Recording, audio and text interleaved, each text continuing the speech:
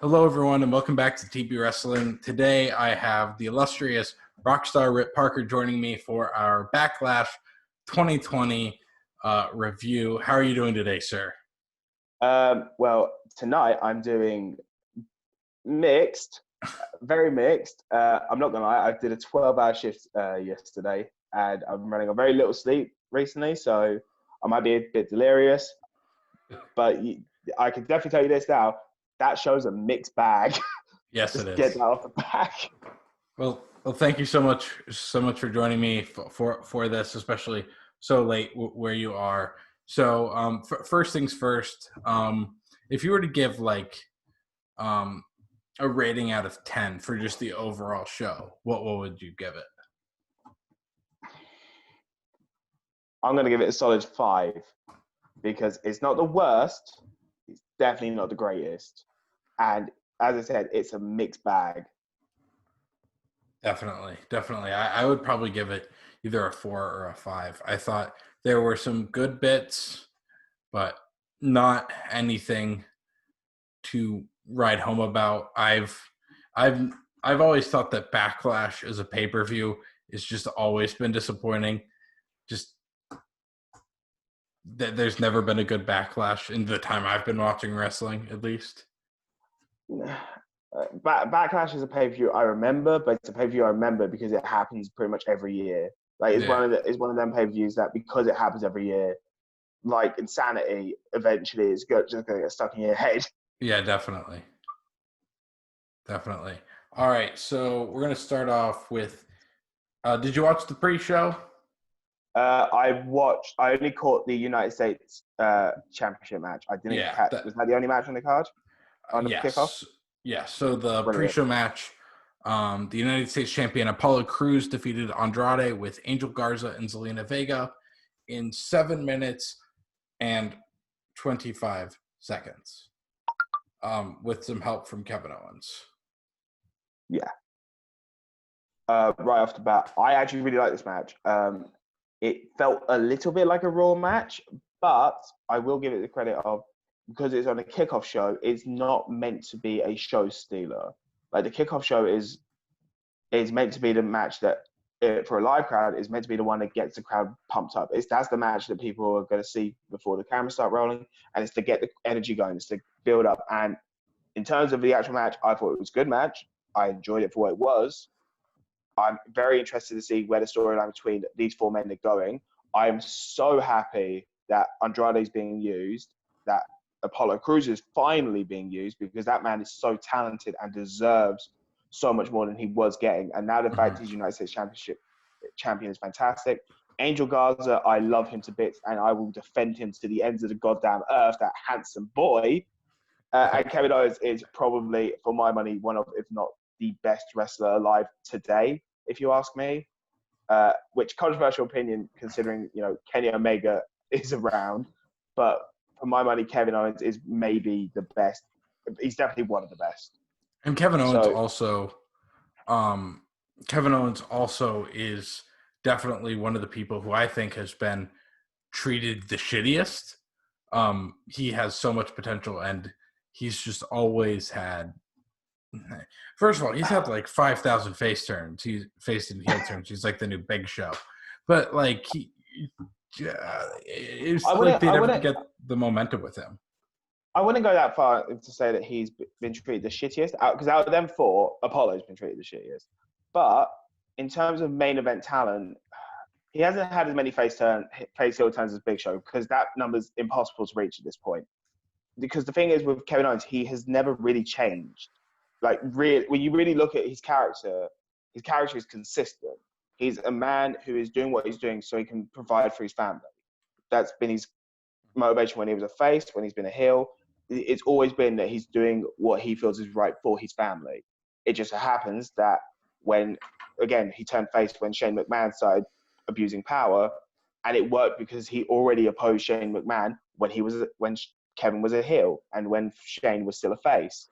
So character-wise, he hasn't really that changed at all. Like, in terms of, he's grown, he's learned new stuff, he's learned how to do skateboard tricks without a skateboard, but he's still the same I'm going to do what's right for my family over what's right for the business. And look, I mean, just look at his matches with Sami Zayn. Like, anytime those two are in the ring together, it is just pure goddamn magic, in my opinion. Those two have got perfect chemistry with each other. And I think, I mean, they've got the best battleground match in WWE history, which isn't saying much, but it is a fantastic match. Yeah. So overall, in terms of the U.S. title match, I think it's good. I don't think anyone expected a title change just because Apollo just got it, and it would have just seemed a little too hot potato. I'm a big fan of what they're doing with Zelina Vega and Andrade and Angel Garza, and Yeah. I'm kind of glad that they got rid of Angel Garza, Austin Theory from that group. He was just he seemed like a placeholder for Andrade. He was only there because he was only there to fill in for the WrestleMania spot because Andrade couldn't. And the thing is, I'm glad they kept him on because Austin Theory is he's such a great performer. Once he gets the character side down, he's going to be a person, in my opinion, to watch on the WWE. He will be, like, I hate labeling things that people as the next big thing, but he could very much be the next big thing if he gets that character stuff. Because in all fairness, I don't think he has, barring now, because obviously he's a disciple of Seth. But before that, he didn't have much of a character. He was just a fantastic wrestler and had great in-ring psychology, especially for someone so young. But having these four very experienced guys working off of each other, and they've got such good chemistry together, all four of them, it makes it interesting to watch. Like, this feud has been it's been one of the only few things I've been watching on Raw recently because A, big fan of Kevin, B, big fan of Andrade, C, big fan of Angel, D, big fan of Apollo. And it's nice that the United States Championship actually feels like a worthwhile championship again. Yeah. Yeah, awesome. So then we had a video package that aired on the Randy Orton versus Edge match, and then Michael Cole introduced the show, and then we had our opening match, which was the women's tag title match, which was between Sasha Banks and Bayley versus Nikki Cross and Alexa Bliss versus the Iconics, as I said, for the tag team championships. And Bayley and Sasha Banks retained in 8 minutes and 50 seconds. Please give them their correct names. The Golden Role Models and Bliss Cross Applesauce. Please refer to them as proper names. Yes. Yes. WWE have put that out there. I'm going to keep it alive until I'm dead. Definitely. It's overall, better than the Boston Hug Connection. I like the Boston Hug Connection because it's so stupid. Like, it's one of them things where it's like, I prefer more serious side of wrestling, but like every now and then there's something that's so stupid and like so clearly like a homage. It's like, screw it, this is fun. I like the idea of this. Plus, I really am a big fan of Hugger Bayley. I'm just a big fan of Bayley overall, but I really liked Hugger Bayley because she was just the most earnest baby face you could ever get without being Sami Zayn in NXT. And then he came to the main roster and he died. It was a tragic death. But overall, I really enjoyed this match. This match, like I said to you before we start recording, if it wasn't for the final match, in my opinion, which we will get to, believe me, we will get to, this, for my money, was maybe the best match on the card overall because there was very few mishaps. It was very clean. There was never a lot of criticism I personally see online when people talk about women's wrestling is that they say, oh, it feels a bit clunky. It doesn't feel as smooth. It doesn't feel as neatly put together as a men's tag match or as a men's singles match. You know what I mean? It's Yeah. And I've always hated that complaint because I feel like I've seen plenty of men's matches that are clunky, not well put together, and aren't smooth. This match was very smooth. I love all the interactions between all three teams. They've all got great chemistry with each other, which is ironic because according to the dirt sheets, according to online innuendo and rumor, Sasha Banks and Alexa Bliss apparently don't like each other, which is bizarre to me because they've got such great chemistry together, in my opinion. But then again, Sasha Banks is just an ungodly twat who somehow can pull the best matches out of everyone, which is unfair. How dare she? I think what made this match really good is because for this match, it seemed like all three tag teams were pretty cohesive. And even Nikki Cross and Alexa Bliss, who have been teaming with each other the least, feel like an established tag team at this point because they've been doing it for probably over a year now? Well over a year now, I'd say. Because they first properly formed when, because I remember this because I thought it was a very interesting segment, especially considering Alexa's character, what her character was up to that point. It was a UK show in SmackDown, like the live one they did. Yeah. And Nikki Cross and Alexa Bliss started talking backstage, and Nikki pointed out like Alexa was the first person to actually talk to her the entire time. And I remember feeling like, this seems a bit. And I think, like everyone else, I was assuming either Nikki Cross is just going to, pull out her sanity, mad shit, crazy act, or Alexa Bliss was going to, use her to get to a title and then turn on her. I'm glad they didn't, because I really enjoy Bliss and Cross as a unit. I think it's the odd couple pairing that hasn't played off of we don't like each other, but eventually we're going to like each other. It's like, we like each other, but we just got to find our groove together. And it's refreshing to see that in WWE because I love the Bar. Don't get me wrong. The Bar was one of the best tag teams, especially at the time. But again, they started off as an odd couple. They started off as we hate each other. We don't like working together, but we work together, so screw it. And I feel WWE do that far too often nowadays, where it's like, oh, how can these teams get along? We've never seen something like this before, except 10,000 times on Raw and SmackDown and everything else we've ever made. And I think Nikki Cross and Alexa Bliss definitely have legs as a tag team.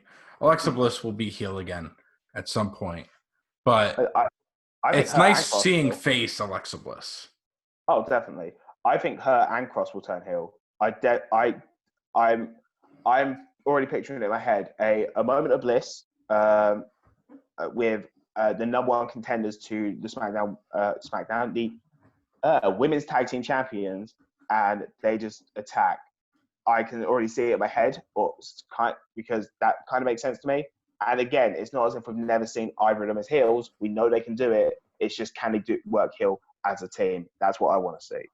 But overall, I'm a big fan of their finisher, that kind of like 3D homage they do. I'm really, really like it. I think they hit it very well together. I also like the fact that they didn't do something that a lot of tag team matches do that I like, but I feel it's overplayed now, when the tag team will use the other tag team's finisher. Mm-hmm. Because obviously 3 teams, you've got 3 sets of finishers that you could do at the very least. But the only ones that actually hit another tag team's finisher was Bayley and Sasha hitting the Sydney, whatever they call that. What are the Iconics finishers called? I don't remember, but I think you're right. Yeah, it's something like Sydney or something. It's got Sydney, and because obviously the knee. Yeah. But I appreciate the fact that they didn't rely on that. They've hit the other team's tag finisher. How are they going to react? It was just a one and done sort of thing, and I appreciate that, because it goes against the natural flow of a WWE match in terms of, you need to hit your opponent's finisher, or else it's not a pay-per-view match. Yeah. I personally, I think I'm probably in the minority with this, but at least lately with Bayley and Sasha, I think they're great in the ring, but I don't know. I feel like they've been going and going and going with this, will they, won't they storyline. And I don't know. For me, it's just been, I'm kind of tired of them as a duo. And I guess it's just because I used to be so attached to them as partners and potentially feuding, and I had my heart set on them feuding for so long, and then it just didn't happen.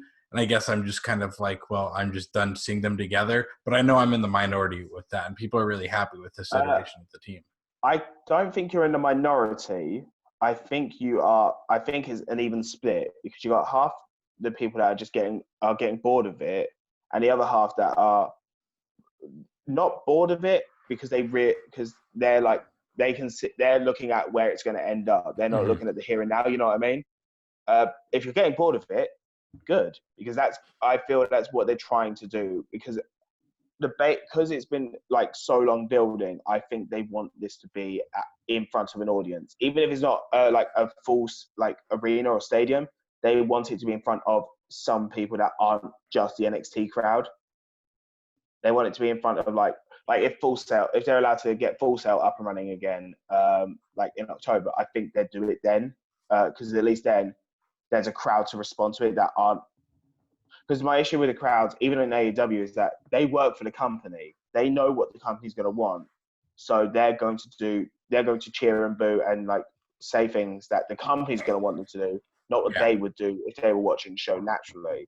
So, and Bayley and Sasha's feud for the SmackDown Women's title could be so good, WrestleMania worthy, if you ask me, because they put on WrestleMania worthy matches in the past. It's just a very slow burner. Like, this is like a candle you can't blow out. It just keeps lighting back up. Definitely. Anything else on this match, or should we move on?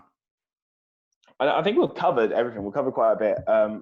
I think it's nice to see the women's tag titles actually getting a match on the main card, which is very nice, because those titles could be worth so much to them if they actually focused a lot more on just tag division wrestling as a whole. Like, if they put more effort into it, they can have one of the strongest, if not the best, tag division in the world. With the amount of people they have and the amount of good potential tag teams, it's nice to see them actually put them on a main card and give them a bit of time. Absolutely. So then the next match we had Sheamus defeating Jeff Hardy in a singles match, which was, give me 1 second, the second longest match of the night, in 16 minutes and 50 seconds. This one, I'm very mixed on this one. And I think the reason I'm mixed on this one a bit more than the others is because I don't like the story. I think the story is absolutely appalling. I know this doesn't mean trying to be like a snowflake. It doesn't mean trying to be like, oh, this is insensitive to anyone, because it's not. It is insensitive to some people, but again, it's not meant to be insensitive. It's kind of meant to be a triumphant story. But the thing is, we all know Jeff Hardy's history. We all love Jeff Hardy, and we all support him in trying to clean up his act and trying to be a better man and a better father to his kids, being someone that not just his kids but other kids can look up to, like we did during the Attitude Era and the Ruthless Aggression Era, when we were like, this guy, he doesn't care what people think about him. I want to be like him. And I feel like Jeff Hardy's trying so hard because it's been difficult for him. It's been so difficult for him to stay off the drugs, to stay off stay out of prison, to stay off the booze. And I feel this storyline, if done with someone else, I think may have been received better. Because it's being done with Jeff Hardy, I think that's what's making it uncomfortable for me. And it's not uncomfortable in a good way. It's uncomfortable in a no, you should not be doing this storyline. This is very, very wrong. And because of that, it overshadowed the match. Because this match for me felt like an hour long. It dragged. Like, looking back at it in my head, I'm like, it was a decent match. It was a good match. But because I had the storyline in my head, it dragged, because I kept thinking, like, this is not what I want to see. I just want to see Sheamus versus Jeff Hardy. I don't want to see Sheamus accusing him of being a junkie, because that is just not good storytelling. It's lazy and it's insulting to Jeff Hardy, who is trying to be a better man, in my opinion, at least. Yeah, and I feel like for Jeff Hardy, like, yes, he's owned his mistakes, and I feel like if he was farther past, like if he was like a year or two removed from everything going on and they needed to do a story like this, it would have been okay, because he at least has it under control in reality, to where it's not going to feel as much of a struggle. But as far as we know, it's still something he's working on, which I feel like if that's the case, making him do this stuff in a storyline is just fucking cruel, because he's He hasn't even figured it out in his own life yet. And it's going to be hard if they say, oh, he's accomplished it in the storyline, but he hasn't accomplished it in real life. It's not going to feel satisfying. It's WWE have a very bad habit of you trying to use, because controversy makes cash, is a bollock saying, because it doesn't make cash. Good controversy makes cash. And what I mean by good controversy, I mean something that is when someone says something and then you're like, I have to find out what happens next. I have to see where this goes. Bad controversy, for example, using a TV show, something that got a lot of bad press was 13 Reasons Why Season 2 with the rape scene. That got a lot of negative press. Fans of the show kind of looked past it, but people on the outside saw this and went, no, this is wrong. And the show already had bad things going into it, like the accusations of it glorifying suicide and depression and mental health disorders, which I'm very much in the camp of, but I can understand why people enjoy the show. But that controversy harmed its image, whereas trying to think of a good controversy, it's really difficult to try to think of a good controversy too. Once Upon a Time in Hollywood. Obviously, the Charles Manson murders are such a controversial topic overall, like even worldwide. Like even though they happened so long ago, a very controversial topic, especially when talked about, because people got so many different opinions on the matter in terms of how it should be dealt with, what happened, and because of that, Quentin Tarantino used that controversy to sell this movie that, when you really look at it, wasn't really based on the Charles Manson murders. It was more based on these guys that just so happened to have been around at the time more than anything else. But that was using that controversy in a not positive manner, but in a manner that made sense. A good wrestling example for one that didn't work is when Paige brought up Reed Flair during. Like if they could have done that, in my opinion, they could have done that and made it work if they'd A, built the feud up a little longer, B, had it be that it wasn't for the championship. This was a personal grudge match rivalry, kind of like Edge and Orton's rivalry has been recently. And it be before a Hell in a Cell after like 4 pay-per-views worth of singles matches where they've just beaten the living crap out of each other. Yeah. But overall, I just want them to stop the story. I don't care if it ends with a revolut or like Jeff Hardy resolving it, because I just want him to be okay off screen. We've heard so much about like Matt Hardy being like, yeah, no, this is not okay. And getting to the point where Matt's given up because he's like, this is just harming my career too. And there's only so much I can do. And it's just every time you hear about it, it's just devastating to hear. I think the best way to explain how both of us feel, because I feel like we both have the exact same view on this, like most people do, is if you are conflicted on your opinion on this storyline, just watch WWE Backstage where Renee Young discussed it with Christian, someone who is good friends with Jeff Hardy and has years of friendship and in like rivalries with this man. He's worked with him so many times for so long.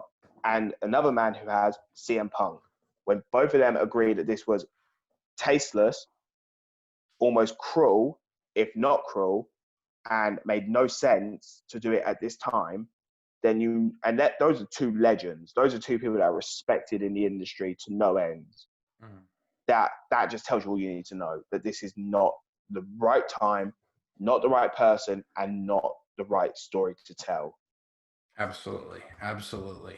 So then next up we had Asuka versus Nia Jax, which ended in a double countout in a singles match for the WWE Raw Women's Championship in 8 minutes and 25 seconds. And I don't know about you, but why did they have to do a double countout here?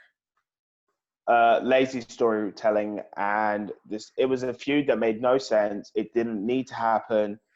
And in an effort to try to make Asuka's reign feel very legit, they've made it feel very weak because they don't want to bury Nia, because they always have Nia on the back burner. If they need like a monster heel or like this anti-bullying face, they've always got Nia on the back burner, so they never want to make Nia look weak. But Asuka is the Raw Women's Champion, so they can't make her look weak, or else then they've got a weak champion that people are going to see as just a transitional paper champion.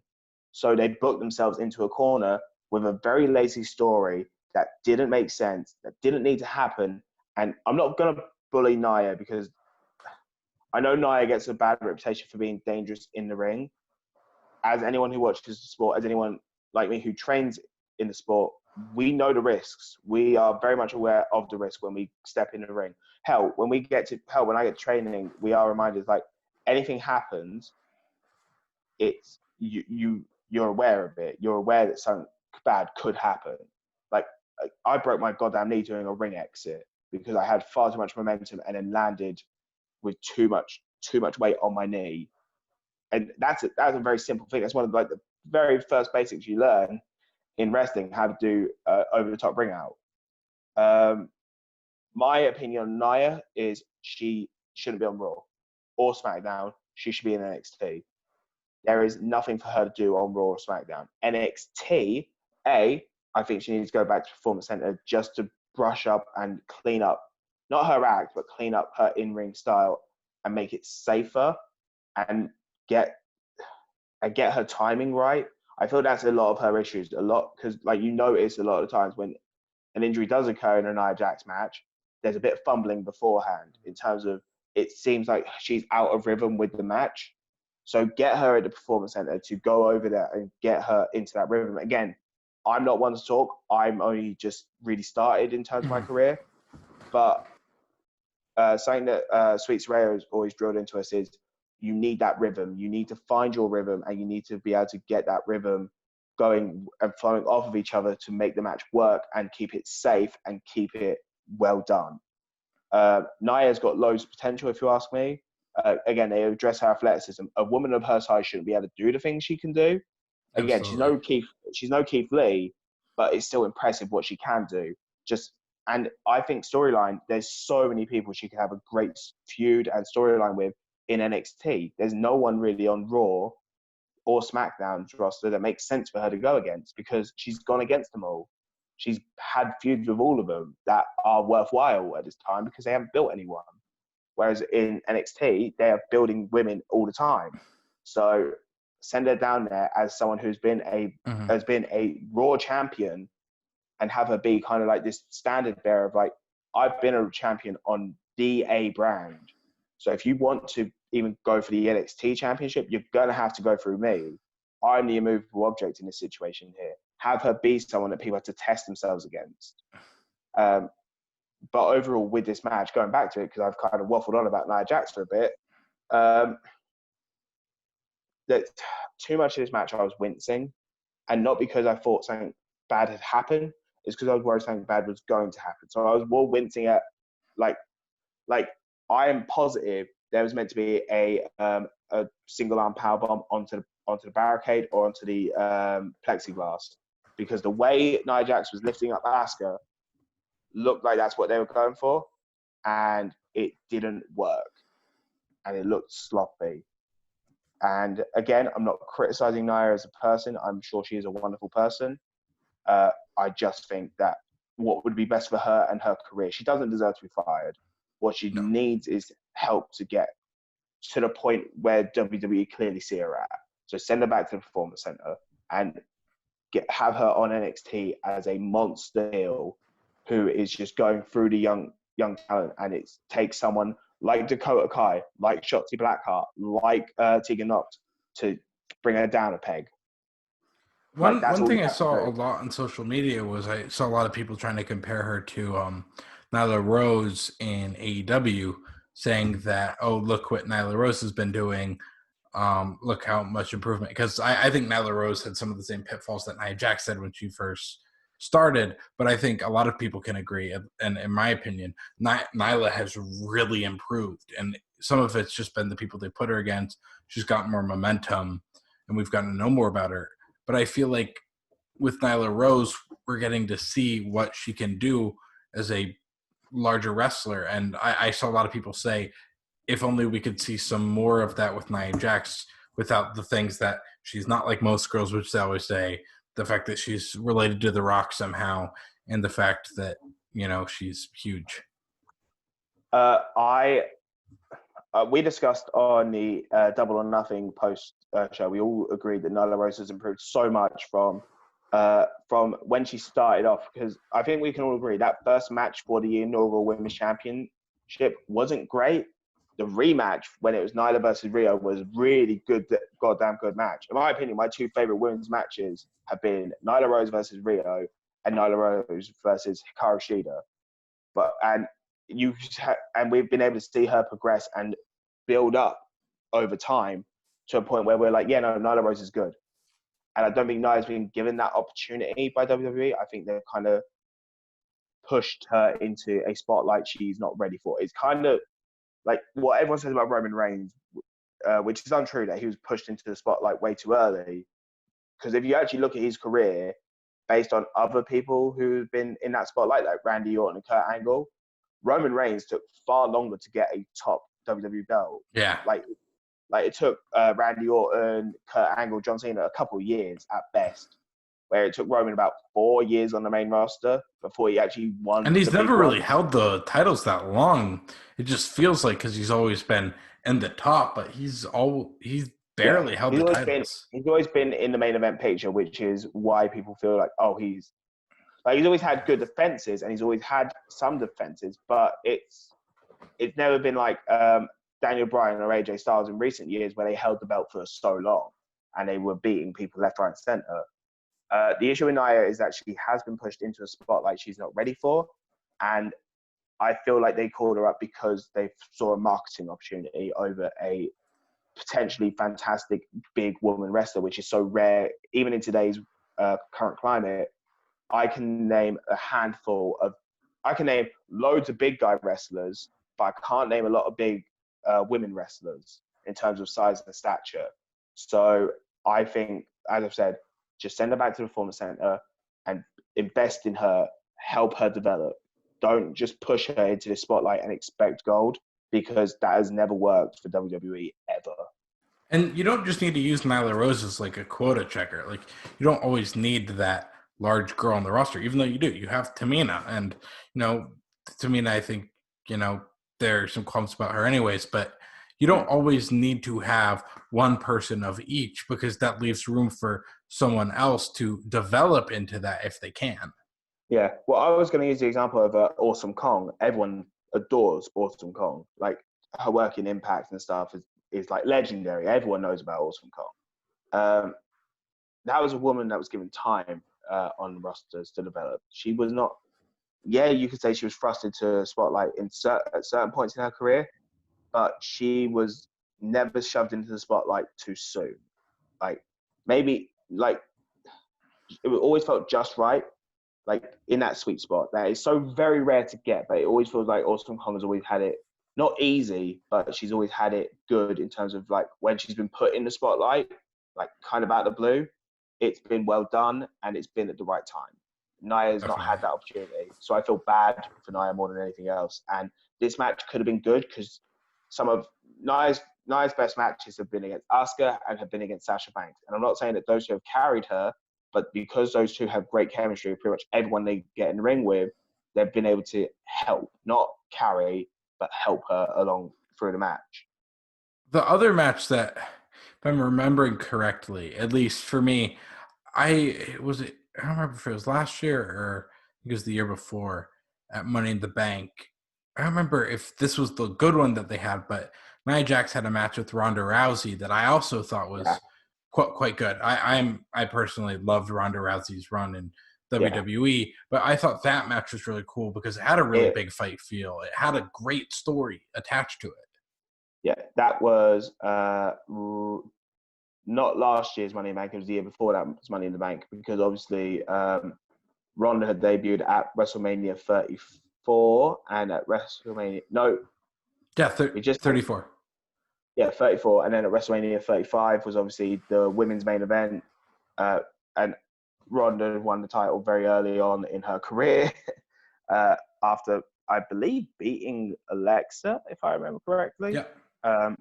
And then obviously Alexa won the Money in the Bank and then cashed in when Nia was going for Ronda's title. But yeah, again, that's a match that was a lot better than what people were expecting. Because again, Nia has had good matches. I hate this idea that Nia is just a rubbish wrestler, because she's got potential if they're smart with her and give her time. And this match is not great evidence towards my cause. But this match, like a lot of women's matches, is not always given time, because especially when they've got a marquee match, for example, the greatest wrestling match ever, they're very short on time. And I think that's a problem across the board in wrestling nowadays, where it's like you build up to this main event, but the thing is that your undercard needs to build up to your main event. Your undercard needs to support that main event. Because, yeah, we can all name great main events off the top of our heads, but can we name great main events that had a great support card? You know what I mean? Yeah. Cool. Anything else on this match? Bring back Asuka's second mask. You know when they had the holographic things? Yes. The second one with the rainbow sort of eye makeup. I love that mask. I think that's her best mask. And I will fight anyone that says otherwise in the comment section. I'll fight you right here.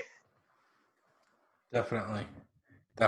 Okay, so next we had the 2-on-1 handicap match for the WWE Universal Championship, which concluded the prank war between Braun Strowman and The Miz and Morrison, which this feud has, I thought it sucked. Anytime you put slime, like Nickelodeon slime, in a Universal Championship storyline, you know it's awful. Firstly, I'm just going to say, for anyone wondering why my knees up, I am sitting on the floor. Secondly, this whole rivalry is the shittest rivalry for the top belt of any WWE brand we've had in ages. I'm sorry, this feud, firstly, makes no sense. The story's nonsensical. This whole idea of prank war. I'm just going to say two names, Johnny Mundo and Johnny Impact. God rest their souls, because they would be rolling in their goddamn graves if they saw what WWE was doing to John Morrison right now. John Morrison is one of the best, not even just best high fighters, he's just one of the best wrestlers currently kicking today. And he's got such a great reputation. And people say he can't be a world champion. Lucha Underground, Impact have proven otherwise. John Morrison can be your top guy. Even if he's just a transitional top guy whilst you build up another guy, he can do the top guy act. And he has done such fantastic work. I implore people to find Prince Puma versus Johnny Mundo on Lucha Underground. Like, any of their matches was gold. Yeah. And anything Johnny Mundo or Johnny Impact in Impact Wrestling was pretty much gold, barring his match against Austin Aries, because obviously the real life implications of that match kind of overshadowed the match overall. Yeah. But Miz and Morrison are so charismatic. They could have done such a better storyline with this. I love Miz. I love Morrison. They deserve better. Miz should have been given a world championship, another world championship shot soon after his last Intercontinental title run, because the man is your most in the WWE. He's probably the most reliable talent you've got, and he deserves another shot at the top belt. We all wanted him to have a shot at the top belt. Additionally, they botched Miz's face turn again. I was in the crowd. The Miz is from Cleveland, which is where I go to college. And my girlfriend and I were in the crowd in Cleveland at Fastlane 2019, where Shane McMahon turned on Miz. And that place was absolutely pissed, because first of all, it's the first time that the Miz has ever been able to get cheered in Cleveland. And second of all, because people really were like all in on the Miz as like the hometown guy, him and Johnny Gargano being like the two big Clevelanders. And something was there with the Miz as a face. People were excited, and they just had him lose to Shane McMahon 47 times. I think that him losing Shane McMahon so much is what botched the face turn. But if you look at it like from building up from the beginning of the greatest wrestler in the world tournament to even at Saudi Arabia, when like they were saying, like admirably dorky about him. That was Yeah. like, it was like we'd never seen it from him before. And it Where was he like, just wanted to impress his dad. yeah, it felt like a real story. It felt like a real person. I'm just going to put this to the side. Anytime anyone in wrestling is compared to a train, I want to gouge my fucking ears off. I'm sorry, but I'm so sick and tired of this metaphor of this person hits like a freight train. Okay, you've said that about 20 other guys that have been in the company before. Why the hell should I be impressed by this? Come up with something new. And just the Strowman Express can fuck off out of my Piccadilly Circus station. I am sorry, it is the worst goddamn catchphrase. And just t-shirt. Oh, I'm getting really annoyed. I'm getting so annoyed. On Friday, I think it was last Friday, where they did the thing where they slimed Kayla Braxton. It was some of the worst acting I've ever seen. Like, Kayla was just like, oh my gosh. And Strowman was like, oh no, Kayla, I know that Miz and Morrison were up to this, and I am just so sorry. And he's this like 7-foot guy who's apologizing for a kid's prank. My opinion on Braun Strowman, I love Braun Strowman. I think he can be. He's so good, and he was so big at one point. The best thing from this feud was when they returned to saying that Strowman did best, flipping over vehicles. When we had Strowman with a grappling hook, when we had Strowman flipping over trucks, when we had Strowman flipping over ambulance, when we had Strowman screaming, "I'm not finished with you," and running and charging at people, that was the best Strowman. When we had Strowman versus Sami Zayn, an underdog who was trying to slay the monster, that was the best. Monster Among Men Strowman, when he was just like pretty much a silent badass who said stuff like "get these hands," who said like "I'm not finished with you," all that stuff, fantastic. When they tried, but the issue is that he felt like the nearly guy for so long, and then out of coincidence and chance, they gave him the title because they had no other choice. And that has harmed his reputation as a champion. And the fact that we know that the Fiend is in the background just waiting for the opportunity, and then have it be that Roman takes the title like he was going to at Mania, because that's the storyline they want, and that's the storyline they're going to tell.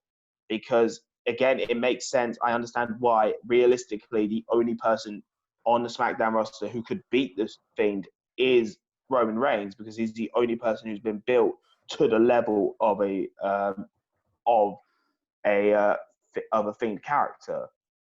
But in this, they've harmed Strowman, and I don't know if he could be fixed. I don't either.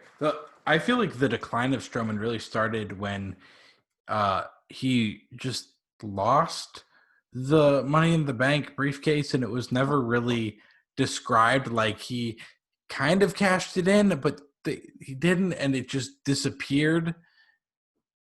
I feel like that's where, first of all, he didn't need the Money in the Bank briefcase at the time. They did it for T-shirts. They did it for the Monster in the Bank T-shirts. Definitely. Yeah, and it's they the just same thing decided, when we don't know what to do with him with the briefcase. I guess we'll just poof it out of existence. It's the same thing with when Brock had the briefcase. It was more of a T-shirt sale than it was an actual storytelling device. The fact of the matter is that Strowman with the briefcase could have worked, because you could have had Strowman the next night on Raw be like, "I'm declaring the main event. I'm cashing in." Because he's a monster that has been so unbeaten, has been proven to be a very unbeatable guy against most people. You could just have him be like, "I'm not going to wait. I'm not going to be sneaky about this. I'm bloody 6'5" at the end of the day. There's nothing sneaky about me. I'm cashing in now. Get your ass out here." That you could do. That's simple and effective. But I say that I don't know how they could fix Strowman. I have an idea of how they could, but it would take a lot of time, a lot of effort, and I'm hoping to God WWE put that in for him, because he deserves better than what he's getting.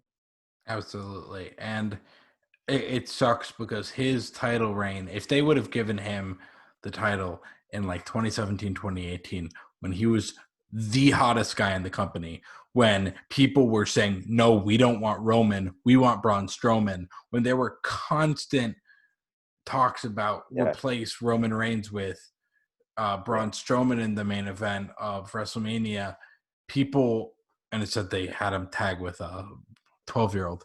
Yeah, let's not go into that. Let's not go into that because I've got too many opinions on that.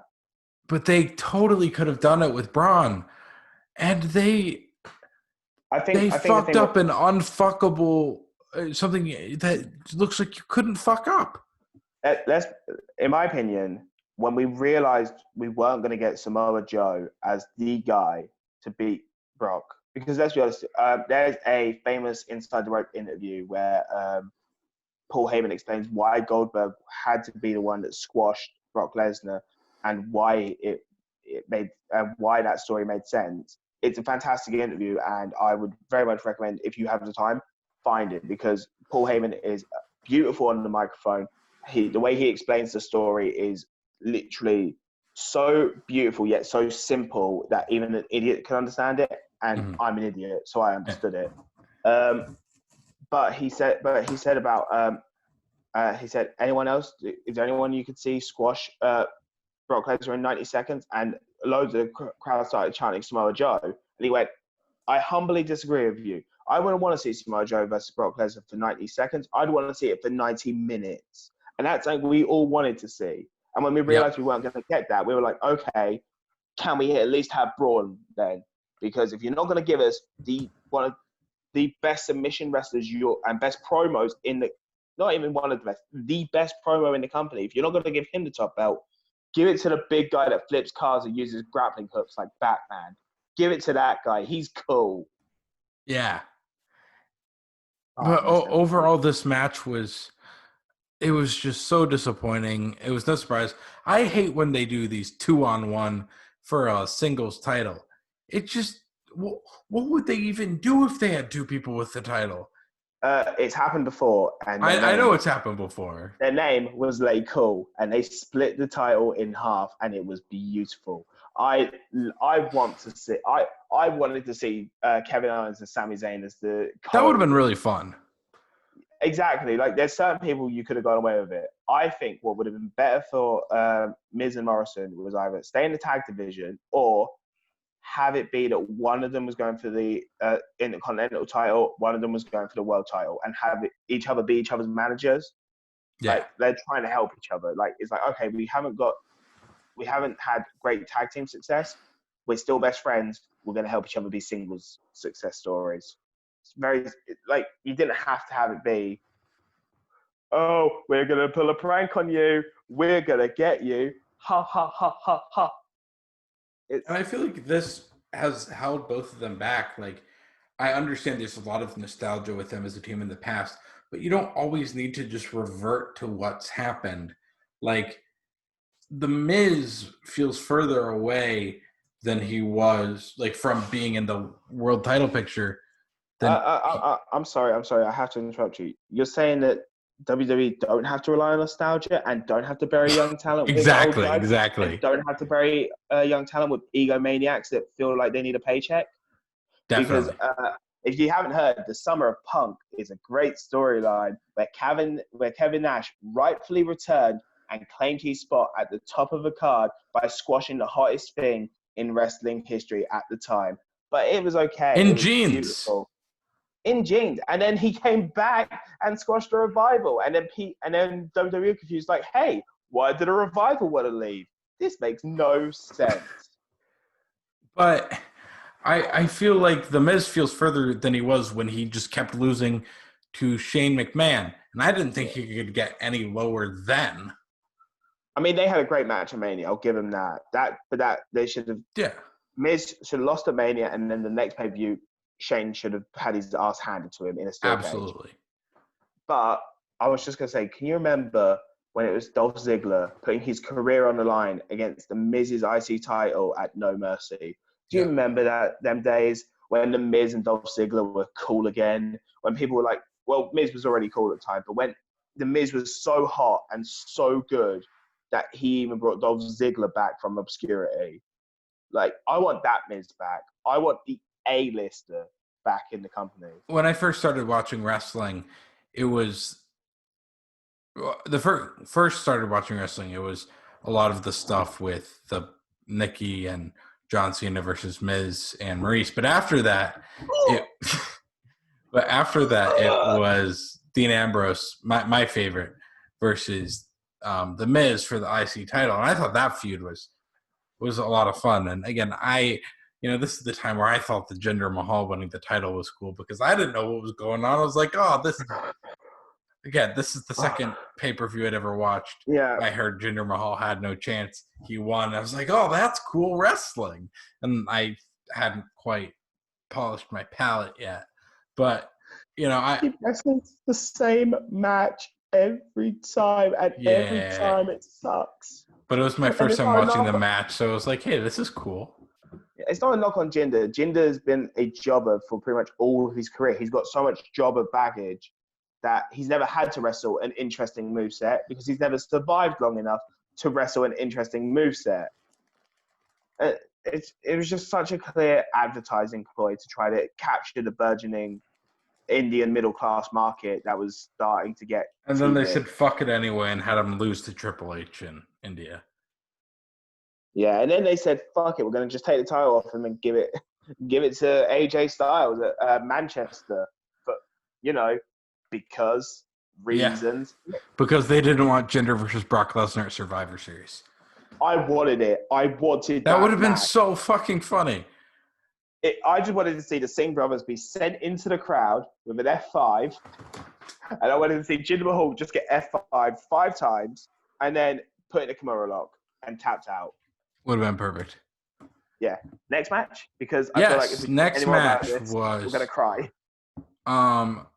A match that I had a lot of hope for, and I thought could have been tons better, which was Drew McIntyre versus Bobby Lashley for the WWE Championship, which was in 13 minutes and 15 seconds, the third longest match of the night.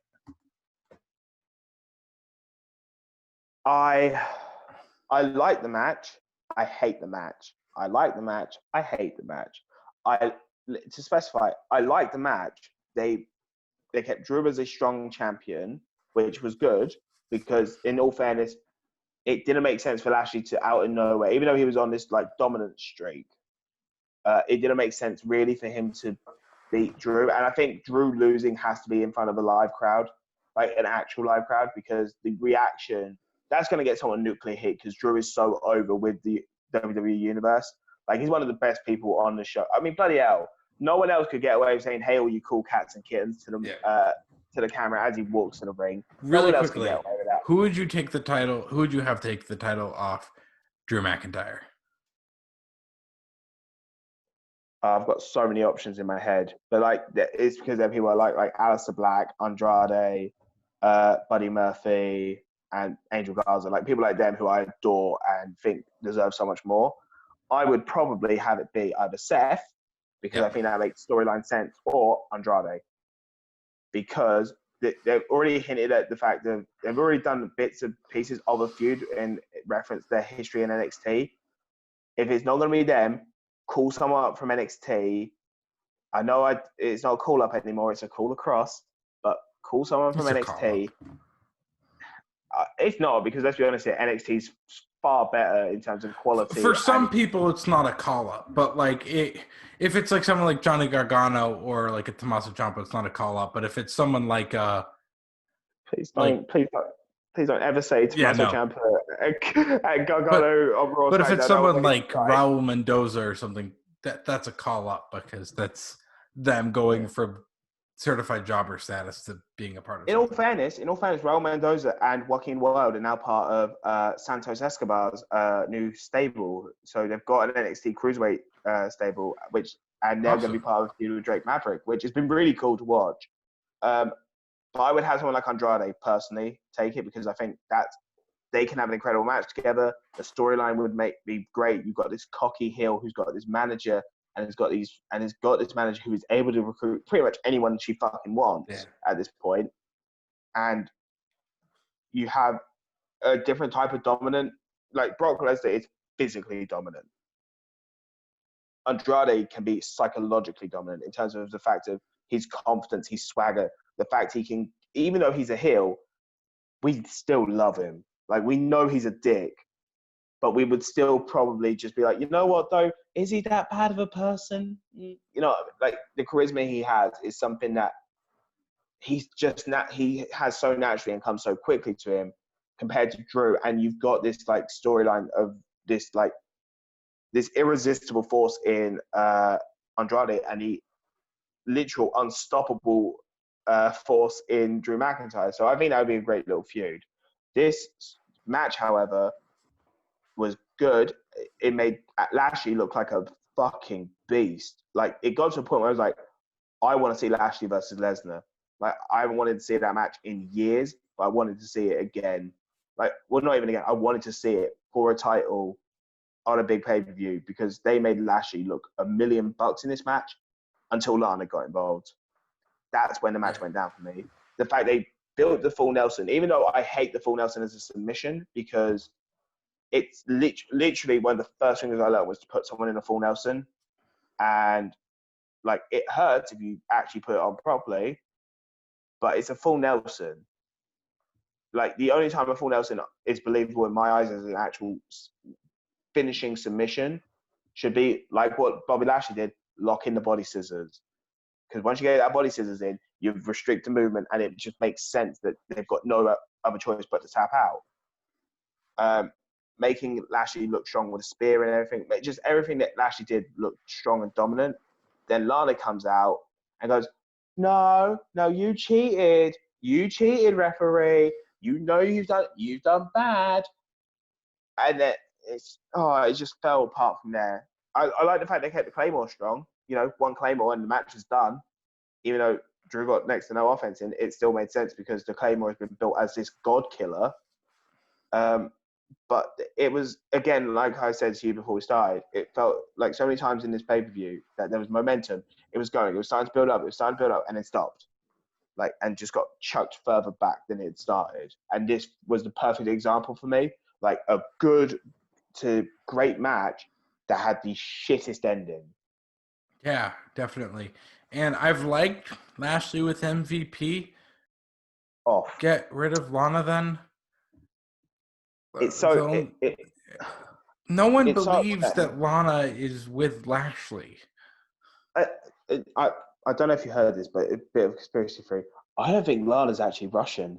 I don't think she's actually Russian. The fuck you saying? Call me crazy, but I believe she's American. Next, you're going to tell me she was actually in Pitch Perfect. Well, have I got news for you, kid? But yeah, it feels really cruel that Rusev, one of the most over guys in the modern era, who had the whole Rusev Day movement, was fired, and so was Aiden English.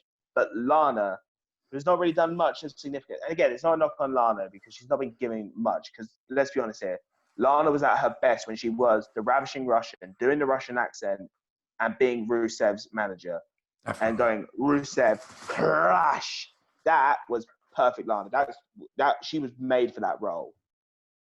When they tried having her be Dolph Ziggler's hot piece of ass on the side, that's when they ruined it for her. Because it's like, she's better than that. We've seen her as this, yes, sexy, beautiful woman, but this woman has got a fucking monster that can crush you and went toe-to-toe with John Cena at WrestleMania. Like, even though John Cena won that match, it was still a fantastic match, and Rusev still was over because it's like, yeah, you've lost to Cena. Loads of people lose to Cena, but you put up a fight against Cena, and that's something not a lot of people can say. And the fact is that Lana ruined the match because it made no sense for her to be out there. Like, it just goes to show that it's lazy storytelling again. And we've seen a cajillion times where, like, everyone knows what's going to happen when the person goes to turn around. It's like, oh, what's going to happen? Is he going to be distracted? Oh, no, he was distracted. It's funny to me that they think that, not knocking the person over on the first hit, but on the second hit, then the person gets knocked over. That's still a surprise. Let's be honest here. If someone gets like shoved into someone and they go down on the first fucking hit, that's a bigger surprise nowadays. That's a bigger like pop because it's so overused, especially like it's so abused, especially in the WWE, and companies that try to emulate WWE to the nth degree. That because like if you watch like smaller indie shows, and I'm not talking like your Progress, your Ring of Honors, your PWGs. I'm You're talking talking like about your like wrestling startups. yeah, like your local indie promotion that is like copying WWE because they're like that's what's going to bring people in because it's the biggest game. They do a lot of stuff like that where it's like, what? Oh, I almost got you. Oh, what's this? Oh no, now I've hit you. Gosh darn it, fooled again. Even though this is the first show, but it's just lazy. It's just lazy storytelling because how many times have we seen championship matches end this way? It's like I know you wanted to keep Lashley strong and keep Drew strong, but in the end, you've made Lashley look weak and you made it look like Drew isn't affected because Drew is so over. But Drew beating Lashley so quickly kind of makes it seem like who can beat Drew because Drew in the build-up was saying Lashley is the biggest threat to my title, and because of how dominant they'd made Lashley and how devastating they'd shown Lashley can be when given the right person to be his manager, we started to believe that maybe there is a chance that Lashley is going to walk away with the title. Maybe there is that. Again, we didn't fully believe it, but we had that slight doubt in our heads because they built it up so strong and they couldn't stick the landing. This was a perfect flight. Everything was stable, no turbulence whatsoever, about to land, and then the plane flipped upside down. And it's skidded. They need to understand that right now they can't just be like, oh, we'll bring in Brock Lesnar at some point or we'll bring in this legend. Right now, they don't know. They've just got to understand their roster is limited. Yes, they have a cajillion people, but it's really hard to build up new stars right now just because the eyes on the product are a whole lot less just because people have more important things to worry about. And so you can't just allow someone like Bobby Lashley to be treated like a dumbass.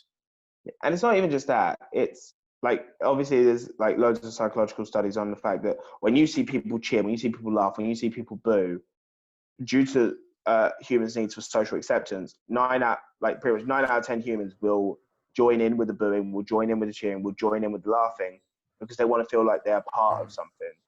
And the fact that the live crowds aren't live crowds really because they're NXT and Performance Center guys that have been asked to be the crowd, we don't believe it. And it's not as good as AEW have been doing it, where AEW, they're not just people in the crowd.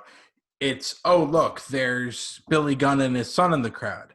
Or, look, it's Chris Statlander. Or, look, it's this person and this person. And it's them in the crowd. It's not just Boa from NXT with a random T-shirt on, and he's just there to be a body. Yeah, again, I'm not knocking any of the NXT guys, but in AEW, they've used the guys in the crowd. Like hell, like when Big Swole was having an interview recently at the end of one of her matches, Britt Baker pulled up from the crowd in her thing, and they've used people in the crowd before to start up stories and to continue rivalries and stuff.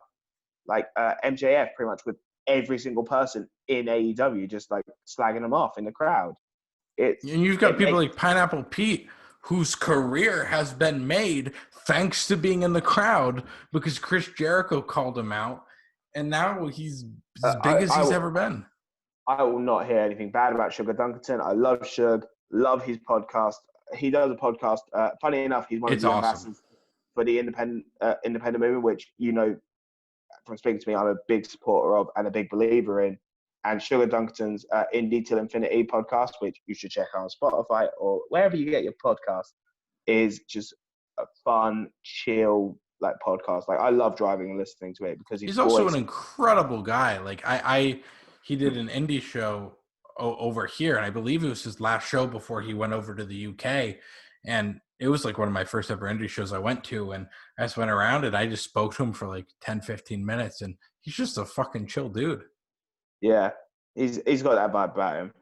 But back to the Bobby Lashley Drew McIntyre match, because I feel like we've steered so far off, just going down these rabbit holes of, oh, this is better. I really enjoyed the match. Like I enjoyed it. I didn't like the slip up where Bobby Lashley kind of snapped up Drew into the fireman's carry and then almost fell and dropped Drew on his head. I didn't like that. I literally started going, like, you know, that where it's like, please don't, please don't, please don't. Yep. And then going for it again, I was like, please don't fuck it up this time.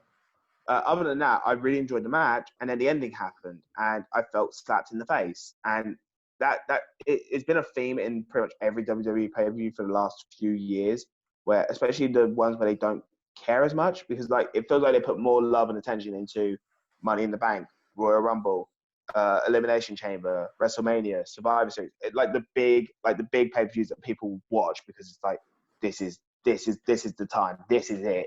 I want to see what happens. Like it feels like they don't put effort in, and the storytelling's lazy. Yeah, definitely.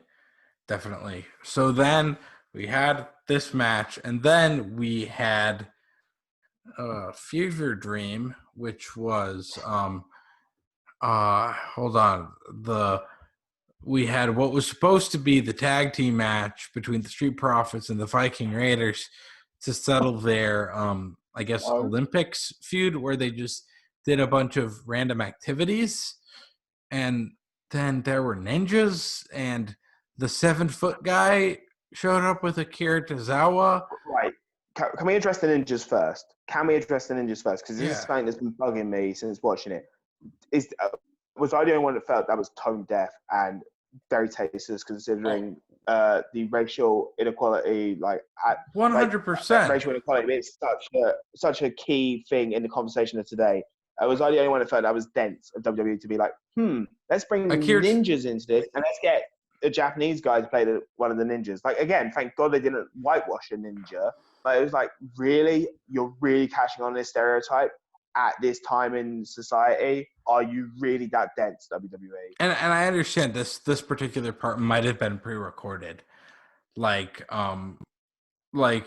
when they did the drowning part in the AEW match with Matt Hardy, and people said, "Oh, this is insensitive because of the Shad Gaspard stuff."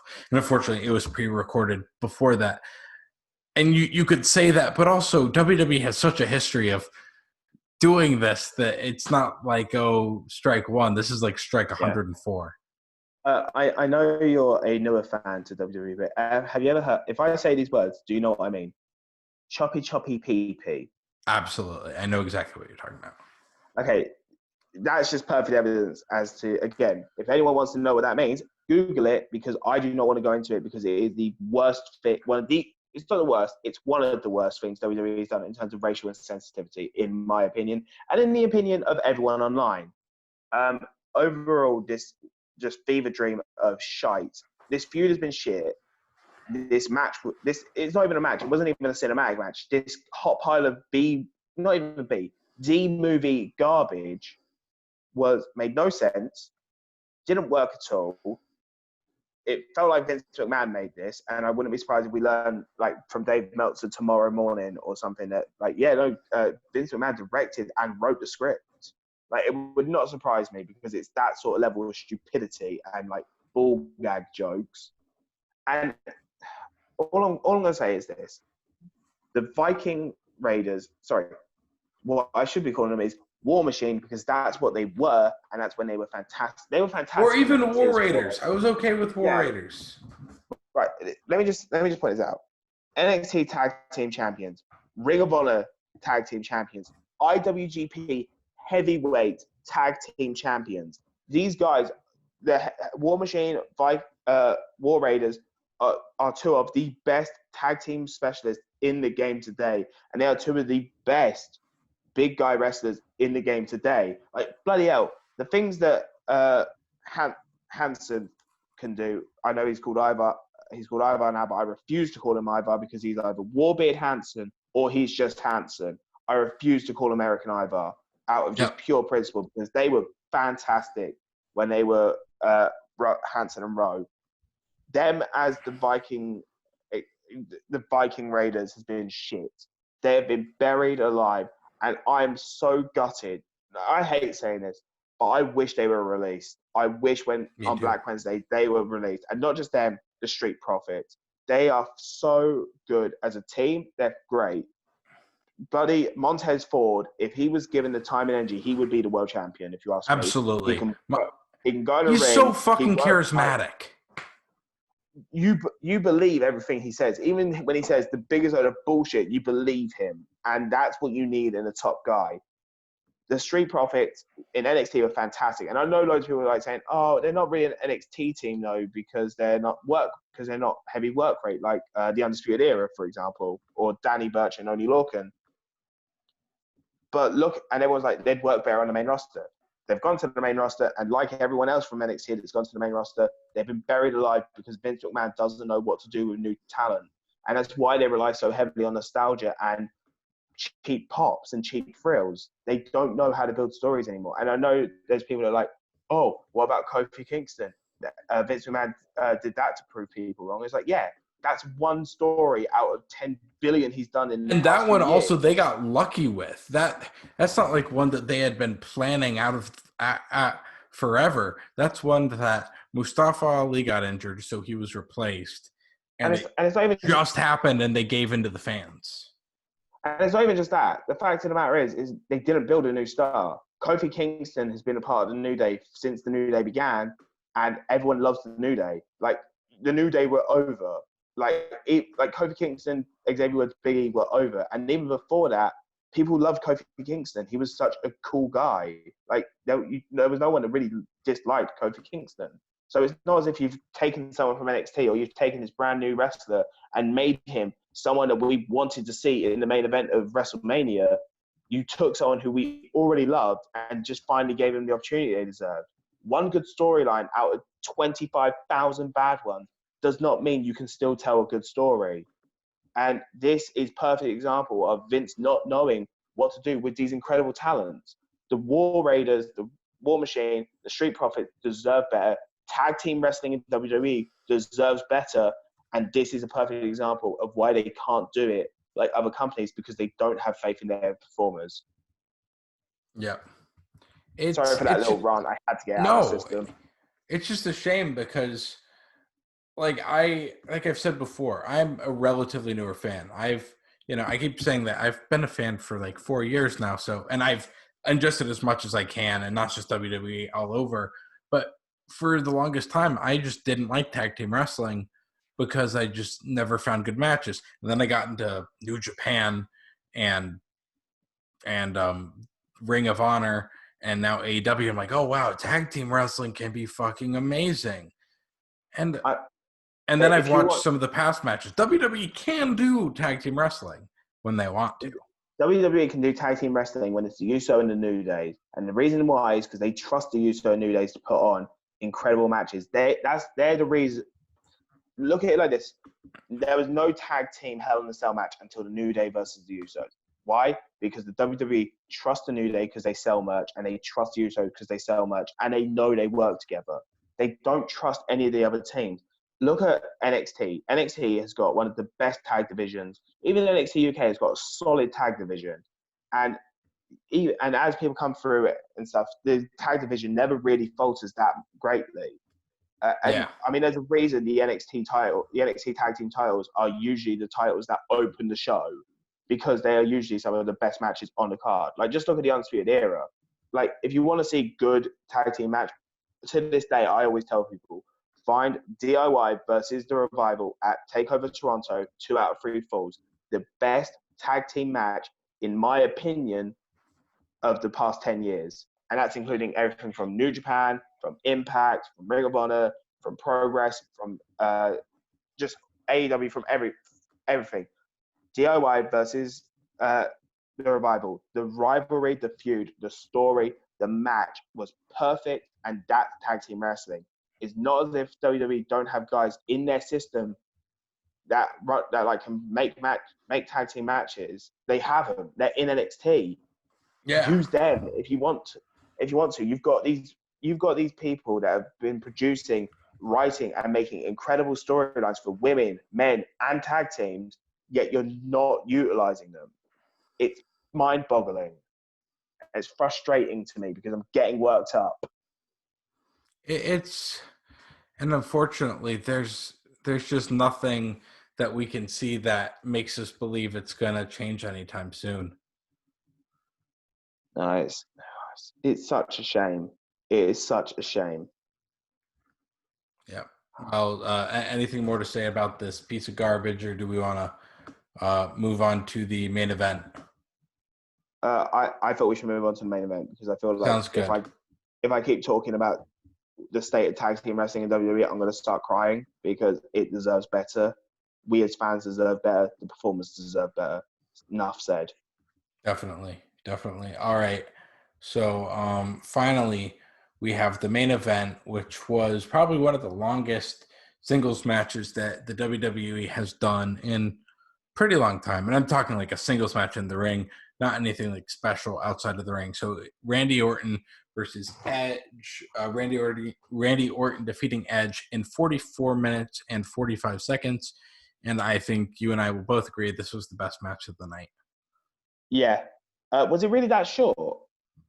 Yeah. No, not even short. I meant to say, was it really that long? Because it felt a little short. Like I said to you, I felt it went a little too long, but I didn't think it went that long. I thought it went about like 35 to 40. I didn't think it lasted that extra 5 minutes. It was pretty long. I've been kind of having this processing in the back of my mind, like as we've been talking, like just thinking stuff over in the back of my head when it comes to this match, because like I said to you, before we started, I have such mixed opinions on it when we first came on. The more I thought about it, the more I'm like, no, I love the match. I really love this match. Again, it did go on a little too long, but it's not as if, like, let's be honest here, when the best match on the card compared to these, it's not saying much, but what's the best way I could say this? It was the best singles match I've seen on pay-per-view in a long time, in my opinion, when it comes to WWE. Not AEW and like New Japan, but like in terms of singles matches in the past, I don't want to say year because obviously I really enjoyed Kofi versus Bryan and stuff like that. But in recent memory, it's been one of the best matches we've had in terms of storytelling and in terms of in-ring action, because I love the fact it started off as a wrestling match. I like the fact it didn't just go immediately into 360 miles an hour, doing all these flips, doing all this like spot fest stuff, and it wasn't a slow methodical like lumbering big man match, or just like heel does this, face does that. It was a wrestling match. Like, I'll give it that. It wasn't the greatest wrestling match ever, but it was a fucking great wrestling match. Period. Like, Definitely. my only complaint about it, and then, like I said during the Double or Nothing roundtable, finishers not ending matches. And now this one I'll let slide a little bit because they did other people's finishers and other people's signature moves as like homage. And again, like the internal logic is, oh, they haven't mastered the move. They know how to do it, but they're not the master of the move. So you can let it slide if they can't get the pinfall from it. But kicking out 2 spears, kicking out 2 RKOs, I was like, okay, that's pushing it a bit considering you tried to build these up as being match enders. But the build to the story, the use of the neck, the attacking of limbs, focusing on body parts, the in-ring psychology, the facial expressions from both guys, and just their chemistry together. When I watched this match, I was like, I can't find a single flaw in this match in terms of pacing, in terms of the rhythm, like just when they were jumping over each other, leapfrogging. It's like these guys are in their 40s. One of them hasn't wrestled a singles match in over 9 years, yet their chemistry together was so perfect. And I think if Edge had come back and gone against anyone else in the WWE, I don't think it would have worked as well. I think him and Randy have got such this perfect chemistry together, whether they're working together or against each other. It works, the story works, and the fact that Randy had to use a punt kick, a move that is usually banned, to win the match, I thought was perfect. Only complaint, a little too long. The crowd noise made no sense. Crowd noise didn't line up with what the crowd were actually doing. And from there, that kind of detracted from the match. But when you ignore all that and just watch what the wrestlers are doing and listen to what the wrestlers are saying and what the commentators are saying, it's a fantastic match. Yeah. I hated the fake crowd noise. I hate It wasn't. that for it just we It know wasn't it's not needed. going to have it, and they were trying to be like make it seem like it was in Madison Square Garden. I thought putting Little Nate in the like the old school attire But was that was fantastic. but like Having Little H in the bow tie and stuff was perfect. Having the fake crowd noise was unnecessary. yeah, definitely, and it's just unfortunate because that took me out of it because I knew as soon as I heard 10,000 people cheering that it was fake, and it's no one's gonna be convinced that like if you did it all night that'd be one thing. I'm glad they didn't, but at least it's consistent. It's Yeah. just I I hate the fight forever chant. I'm just putting that on record. I bloody hate the fight forever chant. Um, I understand why people say it. I don't think it makes sense. But I understand why they say it. Again, Sami Zayn and Shinsuke Nakamura, the first match where that really came into prominence, that chant, was a fantastic match that should have gotten 5 stars. But this match, there was the fight forever chant from the crowd, but the crowd weren't chanting it. Like it would cut in on the like you'd zoom in out from the crowd, and you wouldn't see the claps in line. You wouldn't see the mouths move in time with the audience reaction, and it made it feel even more fake. And it was like, like you could have had the crowd. I'm sure it wouldn't have been that difficult to somehow cue the crowd to chant "Fight Forever." if you're already editing in your own sound effects, you could have had it. You could have cut out someone saying 3, 2, 1. Like you could have done other little bits. But other than that, I really like the camera angles though. Like that's a feature they added that I was like, yes, this works. Like when they had Edge in the draping DDT and they actually had a camera angle showing his face and like the fear in his eyes. I was like, yes, I love this. Show me these camera angles more often, please, WWE. Thank you very much. It made the match feel more visceral because you're able to see more of what's going on. You felt more involved in the match. And again, like I said, I love the storytelling in the match. The fact I know it's kind of maybe a bit cheap, obviously, because it's so public that Edge's health and his neck problems, obviously from his injury that put him on the shelf in the first place. And yes, Randy Orton attacking all the time does make me wince, but my God, did it not make me fall in love with this match. Like, the more I talk about it, the more I'm like, yeah, no, I really love this match. Yeah, definitely, definitely. Well, do you have any final things to say about this match, or do you want to go for an overall, an overview of the night? In my opinion, if you want to, for anyone that's trainee or anyone that wants to start out wrestling training, I would put this in a top 10 list in terms of WWE matches. That would be a great reference in terms of like looking at match structure and looking at in-ring psychology. Because like I said, to me, I couldn't find many flaws with this match in terms of actual in-ring stuff. Again, I saw no botches, which is rare for a WWE main event nowadays. Like everything hit and everything looked like it hit properly. When like one of my favorite spots when Randy goes for the drop kick and Edge catches him in a sit out power bomb. Like it didn't look clunky, it didn't look shoddy, it looked crisp, it looked Mm-hmm. perfect.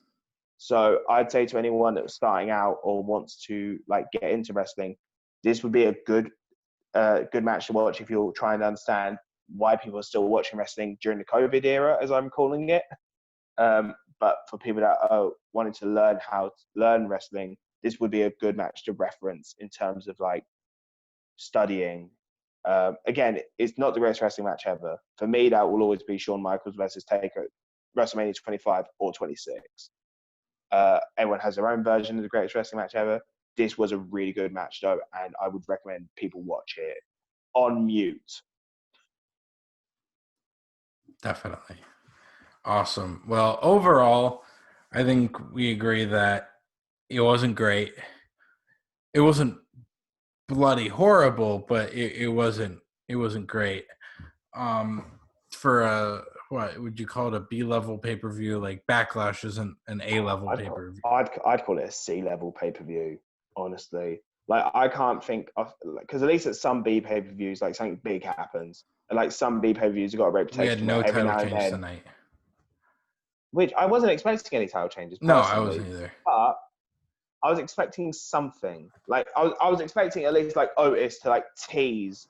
Like, I really wanted in the Strowman versus Miz Morrison match, Yes. like I mentioned, was, like, just like Mandy and Otis come out and just, like, Miz and Morrison looking, being like Braun Strowman, like, not worrying about it because he's like, I'm going to focus on this and then I'll focus on that. But, like, Miz and Morrison be like, no, don't do it. Don't do it. Please don't do it. Like, I wanted, like, you could have done something with that. Yeah. Like, just to, like, swerve people. And I don't know about you, but I hope Otis cashes in successfully at some point, and not on the tag team titles. I want him to cash in on the world title. I don't think he should hold the title for long, but I don't know. I've fallen in love with Otis. Like, I think it'd be cool to give him like a brief. Yeah, I hated when Otis won because I was like, I like Otis, but I didn't like him enough to win the title, the Money in the Bank, especially considering who else was in the match. But the more the time's gone on, the more I've fallen in love with Otis and his character and his work with Mandy Rose. I want as soon as Roman Reigns beats the Fiend, because Roman Reigns would have been drained. I wanted to be like a Firefly Funhouse match. I just want Otis to, like, stumble in and just, like, accidentally clonk him on the head because he gets scared of Roman, and the ref's just like, do you? And he's like, oh yeah, Tucky. And it has to be with the crowd because the crowd will go absolutely nuts. Oh, absolutely. People will be like, oh my God, okay, Roman's got the title. We expected this. Wait a minute. Is that heavy machinery here? Oh my God, it's happening. It's finally happening. And even if Otis loses the title the next night, it'll still be awesome because I don't think anyone expects Otis to have anything more than a transitional title reign. I think most of us are expecting that Otis is going to be like Damien Sandow, like Baron Corbin, like Braun Strowman, one of those that just fails to cash in. I think that's what a lot of us are realistically expecting. I hope not. I hope not as well, because Otis deserves better. And there have been so many failed cash-ins recently that it's just, barring the main event and barring the first match of this card and the kickoff show match, this card has proven more than any other card that WWE talent and WWE fans deserve better, in my opinion. Like, there's these glimmers of hope and these glimmers of greatness, and then it's squashed by shit storytelling. Like, I think that's the best way to sum this pay-per-view up. Glimmers of hope, shitty ends. Yeah, definitely. So our next pay-per-view that we have is Extreme Rules, and I know that you mentioned you hate gimmick pay-per-views. I hate gimmick pay-per-views, except if they are, as we discussed, Money in the Bank because it's Money in the Bank, Royal Rumble because it's the Royal Rumble, and Elimination Chamber because it's the Elimination Chamber. Like, they're very self-explanatory. I don't like the idea that Hell in a Cell matches can only happen when Halloween's around the corner. Why? A Hell in a Cell match should be the end of a feud. This should be the feud ender. This should be a bloodbath to end the feud. I will say this, though. I'm so thankful after about 25,000 years, they've finally changed the Extreme Rules logo. Yes. I got so sick and tired of that red cross. The logo is pretty cool. I like the logo. I like it. But I'm just so thankful they finally changed it. I don't like when they just have the same logo every year for the pay-per-view. Like, just spice it up a little bit. Like, add a bit of flair to it. And it's even not if you had a woo. Even if you had a woo. Change the color scheme or something. Like, it's not that hard. Go into Photoshop, change the color overlay, boom, you're done. Or, even simpler, if you want to add some flair, just put woo at the end of it. Extreme Rules. Woo! I can't woo, which is so sad to me as a wrestling fan. Not being able to woo it's the worst. It's the worst thing. Well, it's not the worst thing, but it's up there for me. Not being able to woo. Definitely. I'm now going to go cry myself to sleep, but I can't woo. Anything else you want to add on this pay-per-view? I think we've covered everything, and stuff that wasn't even on the card, but was related to the card somehow. Absolutely. Absolutely. Well, thank you so much for joining me again, especially for staying up so late. Do you have Yeah. anything you want to plug? Firstly, it's 4:45 in the morning Oh wow. over here. Yeah. Anything to plug? I'll send you the usual links. So you can follow me on Instagram at Rockstar Rip Parker, spelled RCKSTR _Rip Parker. You can follow me at Twitter with the same at, except remove the Parker. So at Rockstar Rip. Follow WAW at WAW_UK. Follow Bellatrix at Bellatrix Female Warriors. One day I'll get used to saying all these social media stuff. Follow Weedy Independent at Weedy Indie, not YIE. Yeah, I'll send you the links as per Yeah, normal. absolutely. And I know WAW has some exciting news coming up with the announcement of their streaming service, correct? Yep. June 17th, so this Wednesday, WAW is getting an on-demand service, and over the months we'll upload more and more of our content. We've got 25 years of content to put on this streaming site, so it's not something we can just put up there out of nowhere. We've got to fix the resolution and stuff, fix the audio quality, make sure it is worthy of the WAW brand. Like, not saying it isn't, it's just we need to make sure that it is the perfect quality for the streaming site, so everyone has the best streaming experience. And it's only £6 a month. It's not even that expensive. Like, and you can you can pay it for a month and then cancel it then and there. You'll still have the streaming for the month, and loads of content on there. All the fight mares, all of our big shows we've done, like October Outrages, and as time goes on, more and more will get added. All the Bellatrix stuff will be on there. But if there's a show you want in particular, be a bit patient with us, because obviously, as we said, we're trying to make sure everything is the highest resolution it can be, the highest audio quality, and making sure it's the highest quality you can get. One more thing, because I'm a knob end. Happy birthday to you. Happy birthday to you. Happy birthday, dear Tim. Happy birthday to you. Thank you so much. Thank you. I had to get that in there. Thank you. Well, you definitely caught me off guard there. Oh, that was the plan. I always catch people off guard. Awesome. Well, anyways, for this channel, this week I am planning on interviewing a couple of the ladies of Bellatrix. So be on the lookout for that. I'm looking forward to hearing what they say. I have one that I am confirmed of. I have 3 that I think I'm probably in their spam messages for. So if you want to just let them know that I've messaged, just so they don't think I'm a creep who wants to, ask them weird questions. Yeah, if you message me the ones that you haven't had a reply to yet, I'll speak to them. Just let them know that you have sent a message. Yeah, absolutely. And big thank you again to Rip for just helping me with all of these. If you are a pro wrestler or even a fan and you want to potentially be interviewed, just send me a message. You can message me at Tim the Music Man on Instagram, or you can just comment down below, be like, hey, contact me, and I'll contact you. That's how a lot of this ball started rolling in the first place. So do that. I'm hoping to add more wrestling related content soon. I'm working on a list of my favorite wrestling related podcasts and YouTube channels. I know me and the WAW boys definitely are going to look to make some more videos in the future. And if you have anything else you want to hear, please let us know. Rip, it's been a pleasure having you on again. And thank you so much. Here, man. Absolutely awesome. No problem. It's an awesome pleasure. Awesome. And thanks to everyone for watching, and have an amazing day.